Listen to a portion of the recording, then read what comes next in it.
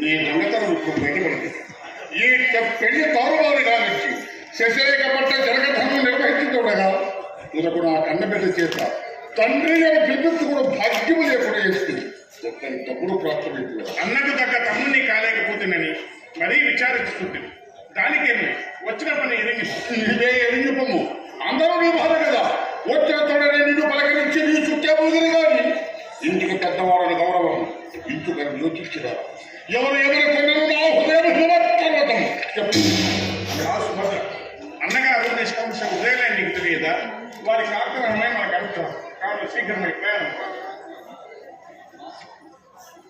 అన్న అప్పుడే ప్రయాణమా? మరల వచ్చి మా ఇంటి ముందు ఆరగిందే చెప్పలేరా? మీరెల్లరూ రాకరాక విచ్చేసినారు. నా తమ్ముడి పెళ్లికి నేను గావించి బిందులు ఆరగించి సావధానంగా ఉండు. అన్నా ఏమన్నది? వారు వినిపించుతున్నారు కానీ నన్ను కాదు కదా. అన్న బలరామా అవి కూడా పరమచారమైంది కానీ కదా మామ, అట్లనుడు ధర్మమా? పెద్దవాడివి, ప్రథమ పేదము నీదే కదా. అట్లా ఏర్పాటు ఏమి దానికి పోవే ప్రయత్నం లేదా? కనుమూసి తెచ్చినంతలో అన్నీ సిద్ధం కదా. సారీ సుభద్ర నీవేమందు? సరే అర్థమైంది.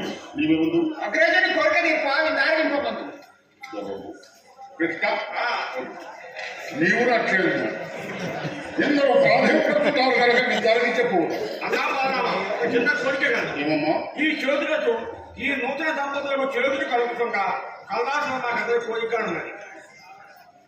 అమ్మా నాకన్నా ముందు వాడు కూడా కలిపి వేసినాడు కదా, మళ్ళీ అప్పగించలేదా?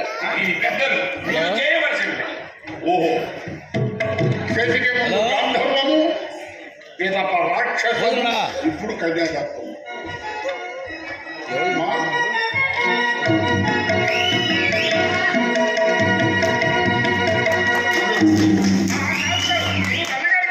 ఏడు వాయిస్ అట్లా ఇప్పుడు